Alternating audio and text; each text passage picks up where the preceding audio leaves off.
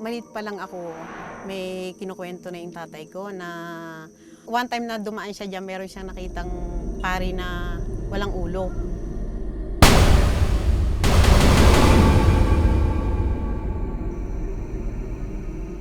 Kwento ni Aling Dolores, isa raw siya sa mga taong may sinasabing third eye, kaya naman madalas raw siyang nakakaranas ng sari-saring kababalaghan sa nasabing tulay.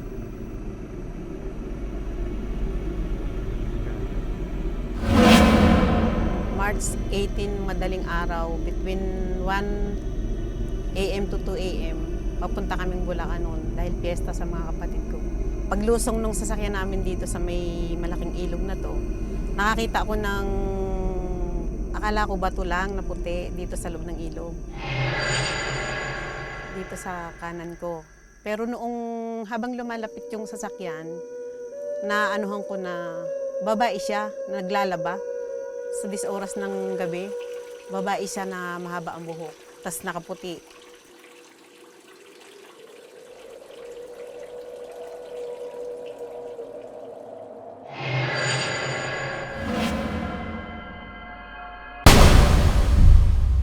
Pagdating mismo doon sa may tulay na yan, mayroon akong naanong maitim siya na nakaangat sa hangin. Tapos mahaba ang buhok niya kung aanihin mo. Black lady, dito siya na sa lugar na to.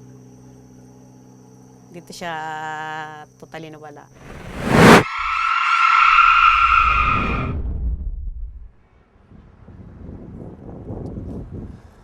May mga kalsada nga ba na siya ring daan patungo sa kapahamakan? Nanganganib ba ang buhay ng mga taong bumabaybay at dumadaan sa mga di umano'y kalsada ng kamatayan? Ako si Ryan Eigenman. Buksan ang mga mata, talasan ang pandinig, palawakin ang isip. Dahil ang mundo ay nababalot ng misteryo.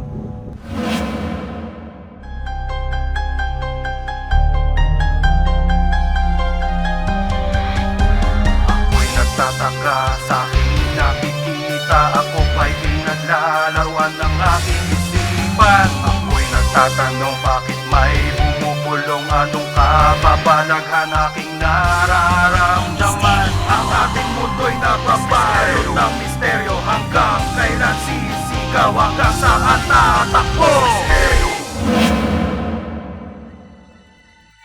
Pinangalanan ng Pasonggaran noon ang isang lugar sa Silang, Cavite dahil marami raw inambush dito. Naging tambakan din ito ng mga bangkay na naging biktima ng extrajudicial killings at ang mga sinalvage dahil madilim at mapuno ang lugar. Para ba talikuran ang madilim na nakaraan, pinalitan ng mga taga-Pasonggaran ang pangalan ng Pook 2. Pero nagbago man ang pangalan ng lugar, nanatili pa rin ang maitim na bakas ng mga pangyayari hindi may paliwanag. Isa si Lolo Saya sa mga nakatatanda dito sa barangay na ito. Noon pa man daw, naglipana na ang mga kwento tungkol sa misteryosong mga pangyayari sa Pook 2. Nung araw talaga natatakot. Dahil niya tayo tada sa Pasonggaran. Nakakatakot na niya raon. Nung araw nga sa amin, talagang marami na nagnanakaw ng baka rito. Yan ang pinagbibintangan yun. Pinapatay naman sila. Marami na patay dito, baka pero 5 patay dito eh. Kaya hindi matahimik. Kung si SPO2 Noel Villamor, investigator ng Central Police Station ng Silang Cavite ang tatanungin, every year, halos 3 to 4 accident ang nangyayari. Kasi yung galing doon sa taas, kung matitingnan, nadaanan nyo rin yun. Lubak-lubak yun eh. Sige, pabulusok yun eh. Siguro, kalasingan o sa sobrang bilis, nakatama ng bato, tumama yung gulong. Kasi ang nakaramihan, mga motorbike na aksidente doon. pero hindi kumbinsido ang ilang mga taga rito.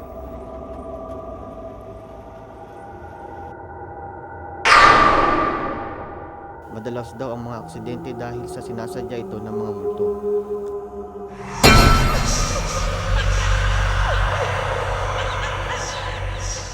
Pag ang tao hindi preparado sa mga bagay na yon, nagiging dahilan yun ng tinatawag na aksidente. Pero walang multo na gusto makapanakit ng mga tao na nasa material na katawan pa. Hello! I'm Icy Mendoza at ako po ang inyong guest co-host ngayon sa Misteryo. At ngayon, alamin ang mga nababalot na misteryo sa mahiwagang bridge doon, mga friends. So, samahan niyo kami at sabay-sabay natin explore ang nandun. Let's go!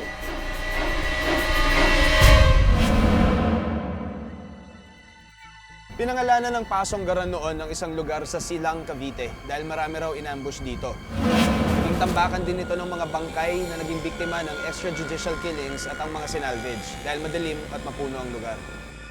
Para ba talikuran ang madilim na nakaraan, pinalitan ng mga taga-Pasonggaran ang pangalan ng Pookdos. Pero nagbago man ang pangalan ng lugar, nanatili pa rin ang maitim na bakas ng mga pangyayari hindi may paliwanag. Isa si Lolo Saya sa mga nakatatanda dito sa barangay na ito. Noon pa man daw, naglipana na ang mga kwento tungkol sa misteryosong mga pangyayari sa Pookdos. Nung araw talaga natatakot. Doon niya tayo tada sa Pasonggaran. Nakakatakot na niya raon. Nung araw nga sa amin, talagang marami na nagnanakaw ng baka rito. Yun ang pinagbibintangan yun. Pinapatay naman sila. Marami na patay dito, baka pero 5 patay dito eh. Kaya hindi matahimik. Madalas daw ang mga aksidente dahil sa sinasadya ito ng mga multo.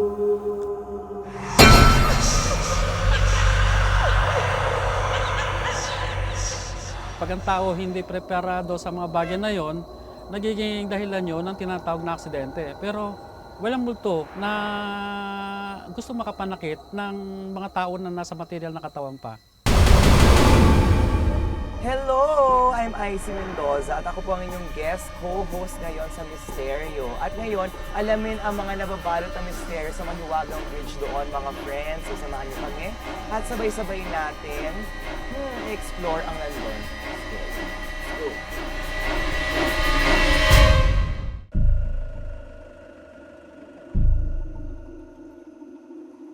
Ilang minuto pa lang ang grupo ni na IC sa tulay, may naramdaman na agad ang paranormal expert na si Mang Ruben. Ito naman, Kuya Ruben, ano meron dito? Ito na kasi yung tulay eh. Ito na yun, oh. Ano meron dito sakto, Kuya? Gusto mo malaman lahat? Yan na, bumalik na. Ayun, grabe yung goosebumps. So, tingnan mo. Ang galing. Parang chicken skin. Nakakita ko mga mga gumagapang na mga kaluluwa.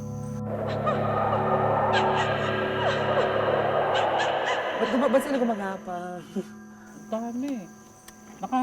Nakakulong sila sa lugar na yan. O kata mo tumiktik yung butigay. Sila yung mga sinasabi ng mga dumadalo dito, Ate Dolores, na yung nagpapakita pag may nagda-drive, sila yon. Posible eh. Mga dumadaing na kaluluwa. Ano dinadaing nila? Yung talaga yung may pain. Ay, mayakap. Ano yon? Girl. Nakayakap siya. Babae? Oo. Ayon kay Mang Ruben, tila may mensahe raw na nais iparating sa kanya ang mga espiritu. Ano po itsura ng babae? Hindi, nakikipagato siya. Nakikipag? Bumitig. Okay. Tinapon siya dito eh. Sa lugar na to. Ang sumo niya, hindi niya alam bakit narito siya sa lugar na to. Hindi siya aware sa lahat ng sa nakalipat. Ang alam niya lang, bakit narito siya, ano ginagawa niya. Ano itsura po ng babae? Payat siya na kayumanggi.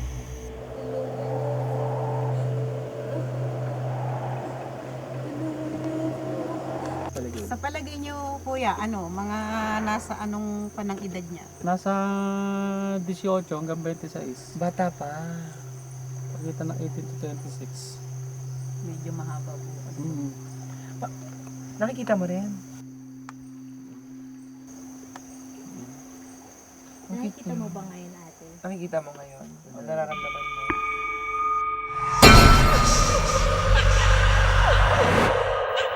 Itinuloy ng grupo ni na IC Mendoza ang kanilang pagsusuri sa di umano'y isang killer bridge sa Pookdos, Cavite. Ano po meron? Ano po nakikita niyo? Right na yan.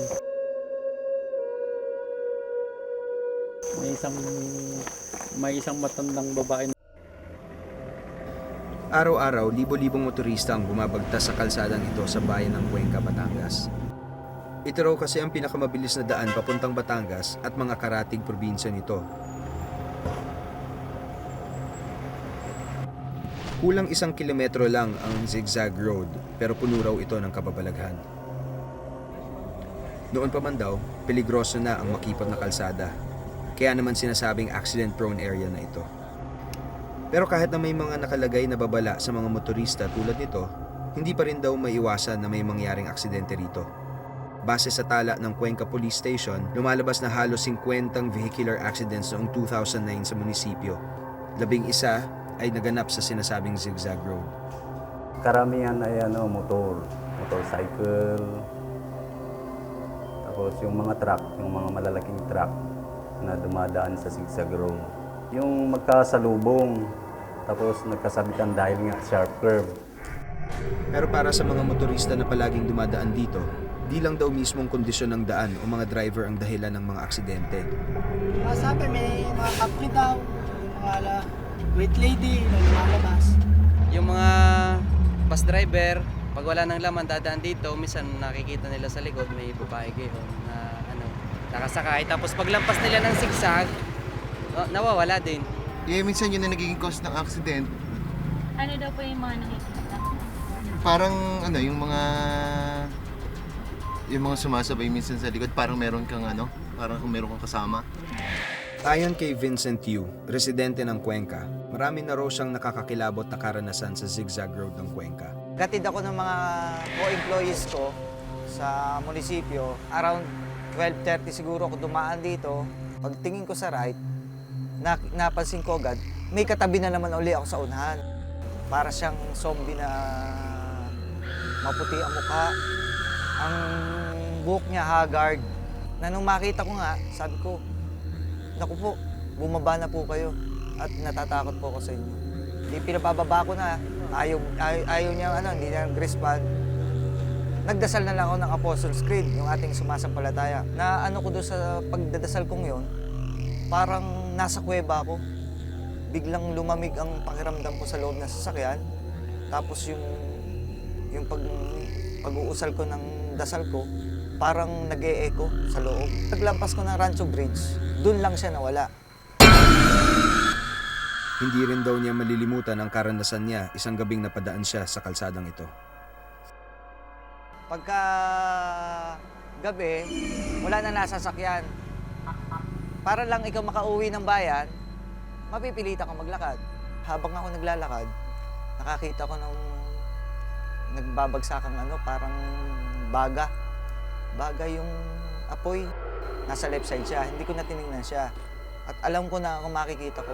Tsak na makikita ko kapre na nananaba ako. Nung makalampas ako sa kanya, siguro mga 3 steps, sumisigaw siya, "Hoy! Hoy! Hoy!" na malaking boses. Para magbigyan ito ng kasagutan, dinala namin ang paranormal expert na si Mang Ruben para siyasatin ang di umano'y misteryosong kalye. Una niyang pinuntahan ang lugar kung saan nakita ni Vincent ang kapre. Sa 77.1, nakahataw naman sa 76 yan. Doon sa Marami pala. Marami ho talaga dito. Isang indikasyon daw na may nagaganap na paranormal activity sa isang lugar kung pabago-bago ang temperatura dito. Kaya naman gamit ang digital thermometer, sinimulan na ni Mang Ruben ang kanyang investigasyon. Pag napunta ka sa isang spot na merong presence nila, ang posibilidad niyan, biglang tataas yan o biglang babaksak ang reading. Ang ibig sabihin niyan, yun ang tinatawag na hot spot saka cold spot. Ang kahulugan ng hot spot, yan ay tinatawag na mga elementals, at ang cold spot naman, yan naman ang tinatawag na mga presence ng mga kaluluwa na nakakulong pa sa lugar na to. Dito yung sinasabi kong kapre ng... Pero nang puntahan ni Mang Ruben ang lugar, ayon sa kanya, wala na raw dito ang kapring nagpakita kay Vincent. Pero ito talaga yung talagang dati niyang tirahan, kaya lang, malaman nagbago ng tirahan niya kasi wala na yung puno, di ba? Pero yung imprint niya, just the same, naiwanan pa rin sa lugar na to. Pwede natin puntahan. Nasaan yung kapre ngayon? Sumusunod nga sa atin. Paano pa natin pupuntahan? Nasunod. Hindi nga lang siya tumawid. Dari yan. Ayan, no? Sa side na yan. Side na yan, no?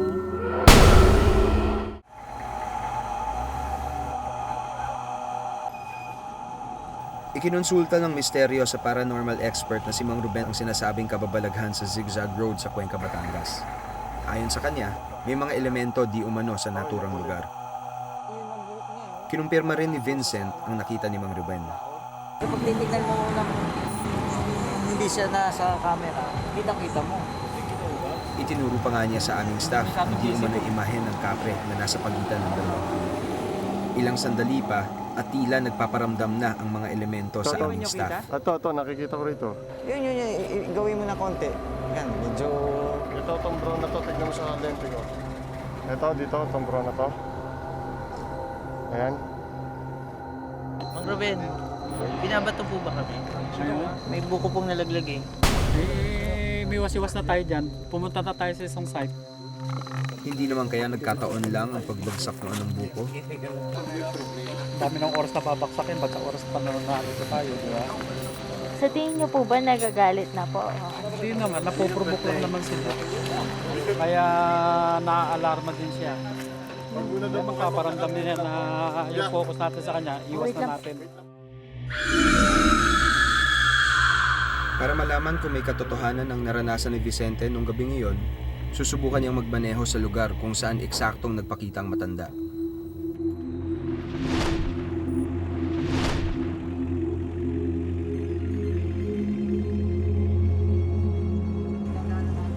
Gamit ang handycam na may night vision, susubukan namin na makuhanan ito sa camera.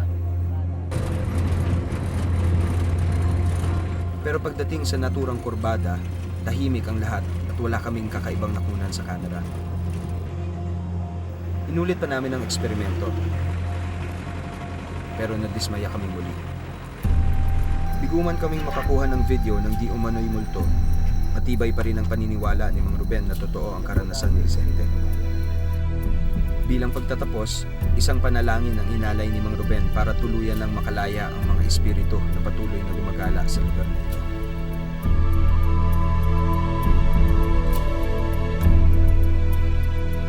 Tinatawagan ko po si Saint Michael Arcangel, sumaamin ka sa oras na to at kami po ay ayudahan sa aming dakilang gawain. Tulungan mo po kami at iyo pong ipasugod ang iyong mga laksa-laksa mga anghel upang mga kaluluwang nabubulit sa lugar na to ay makakita ng dakilang liwanag at makarating po sa dakong ng kapahingahan. Bagamat kumbinsido ang paranormal expert na si Mang Ruben na may kababalaghan na gaganap sa kalsadang ito, iba naman ang opinyon ng inhinyerong namamahala sa mismong daan. Ang unang kurbada ay masyado rin sharp curve. Pati itong padalawa, ganun din. At yung patatlo ay ganun din. Pag sharp curve na tinatawag ay yung talagang napakabigat ng kurbada. Kailangan talagang mag-ingat ang mga motorista. Para raw maiwasan ang mga sakuna, matinding pag-iingat ang dapat gawin ng mga motorista. Dapat talaga sinusunod ng mga motorista yung design speed ng aming tinalaga rito sa kurbadang ito. 30 km per hour. Sa kaso naman ng tulay sa Silang Cavite, sadyang makitid daw talaga ang tulay, kaya takaw aksidente rin ang lugar. Dito ang width na lumalabas sa kanya 4 meters which is good for only one vehicle na daan. Kaya makikita natin pagka nagkakasabay sila rito, kailangan huminto yung nasa kabila or nasa kabila rito, no? Pero paano maipapaliwanag ang mga nakita umano ni na Dolores, Vicente, at maging ng celebrity na si IC Mendoza? Ayon kay Dr. Noni Gagui, malamang daw na produkto lang ito ng kanilang malikot na imahinasyon. Usually, they are natives of mga provincial places, di ba? So yung tendency na maniwala sila, mas madali talaga. Plus, yung environment nila, madalas talaga madidilim. So ito, napiprecondition talaga yung mind talaga natin sa ganito. Maraming mga skeptic kasi wala naman sila sa kalagayan ko, hindi naman nila naranasan ang naranasan ko.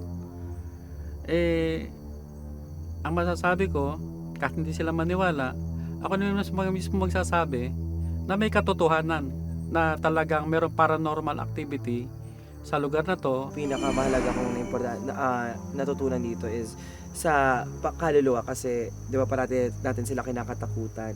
Importante na ipagdasal lang natin sila kasi mga tao rin daw sila before and humingi sila ng prayers natin and ang babalik nila yun sa atin na biyaya or blessings nga na yun pinagdadasal rin nila tayo pag nakapag-move on na sila or nakapag crossover yun.